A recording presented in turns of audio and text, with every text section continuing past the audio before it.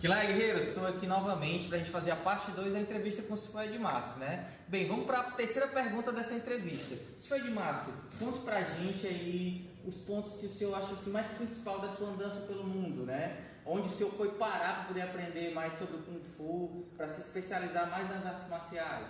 Vamos lá, é um prazer aí participar novamente do canal.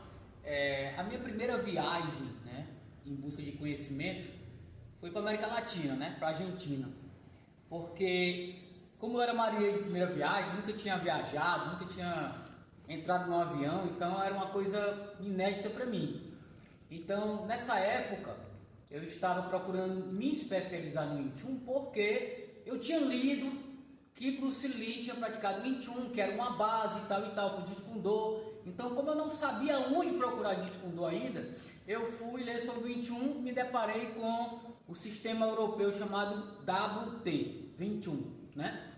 E aí eu comecei a ler sobre Amin Bostep, né? Que foi um dos principais mentores meu, né?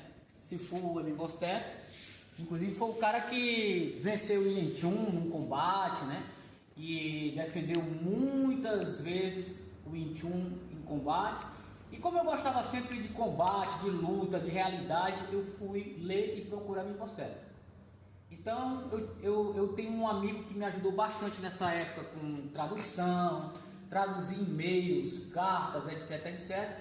E eu consegui fazer minha primeira viagem para a Argentina. E na Argentina foi a primeira vez que eu fui encontrar Amin Bostep, treinar Wing Chun, né? Não foi o primeiro Wing Chun que eu treinei, né? Mas foi o que eu estou falando que faz parte da minha linhagem. E de lá eu trouxe a representação para o Brasil, né? Quando eu vim de viagem, eu trouxe depois ele para o Brasil. Quando ele veio com o meu segundo Sifu, que é o Sifu Ingo Eigo, que era aluno dele. Então o Ingo, ele passou um tempo aqui, passou aqui um mês, se eu não me engano, na época, e foi onde eu fiz um estágio de um mês com ele. Inclusive eu peguei uma dor muito grande no externo, de tanto apanhar na prática do Tissal. Então isso foi uma coisa que eu não esqueço. Então essa foi a minha primeira entrada, né? Só que eu queria me especializar mais, eu queria ir a fundo. Foi aí que em 2005, né, o Sifu me mandou um e-mail dizendo que ele tinha um aluno brasileiro que morava na Alemanha e que poderia me ajudar com o resto do meu ensinamento. Então foi aí que eu conheci o Sifu Christian, que com 7 anos de idade foi com a mãe para a Alemanha, porque a mãe dele trabalhava na TAP, e casou com um alemão, e o alemão levou ela para lá, e ele era criança e ele lá conheceu o Wing Chun. Então foi um cara que me ajudou muito no Wing Chun, por ser brasileiro, né? Veio várias vezes para minha casa, ficou na minha casa me ensinando por meses, aulas particulares e aulas privadas, seminários. Só que aí, em 2005, eu tive a decisão de ir para a Alemanha, foi onde eu fiquei permanente lá, aprendendo diretamente com o Sifu, né, com o Christian, e eu pude concluir todas aqui as minhas andanças, né? Eu fiz 12 níveis de estudante, certo? 12 níveis, esses 12 níveis foram diretamente com o Sifu Bostep, com o Sifu Christian, mas depois eu fiz os meus níveis de professor com Sifu Ingo, tá? E aqui foi onde eu tive a minha formação de Sifu com o Sifu Ingo também, tá? Então isso foi uma parte muito importante da minha vida para me entender como é que eu melhoraria a minha parte de Wing Chun, de Tuatha. Esse foi o meu primeiro contato.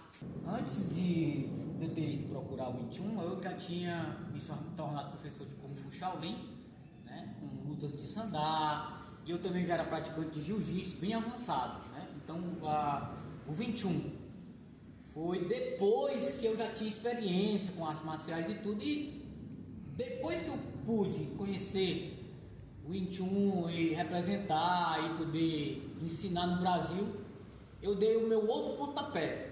Qual foi? Conhecer realmente a arte de Bruce Lee, que se chama Jeet Kune Do. Então foi aí que eu me deparei com o Sifu Salem, né? Francês, aluno direto de Dana Santo, e foi o cara que me iniciou de forma oficial dentro do Jeet Kune Do, nas artes marciais filipinas, no boxe francês Savate, né? E se Salem também foi a pessoa que me apresentou ao segundo Inosanto, tá? Então isso eu devo a ele que abriu as portas dos Estados Unidos para me poder conhecer esse Fudor Inosanto e ir treinar na academia do Inosanto, que é a Inosanto Academy.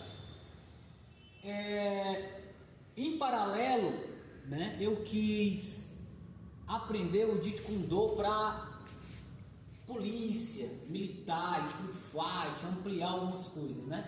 Então foi aí que eu me deparei com o Paul Vunak, né, que foi outro aluno de Dan Inosanto, né? Paul Vunak, ele é uma lenda dentro do Jeet Kune Do, para quem conhece, das artes marciais filipinas, o cara desde a década de 70 que treina com o Dan Inosanto, e foi o cara que mostrou muita realidade dentro do Jeet Kune Do para a rua, para combate. Beleza, gostaram aí da entrevista de hoje? Não acabou ainda não, hein? Fica atento aí que a próxima tem a parte prática, hein? A gente vai saber aí novas coisas aí sobre o Street de Março, mas também a gente vai ter uma prática boa, hein? Vamos descobrir aí o que é o Tao of Kung Fu, já tô dando spoiler, hein? Então, obrigado aí, obrigado Street de Março por mais esse vídeo e aguardo o próximo, hein?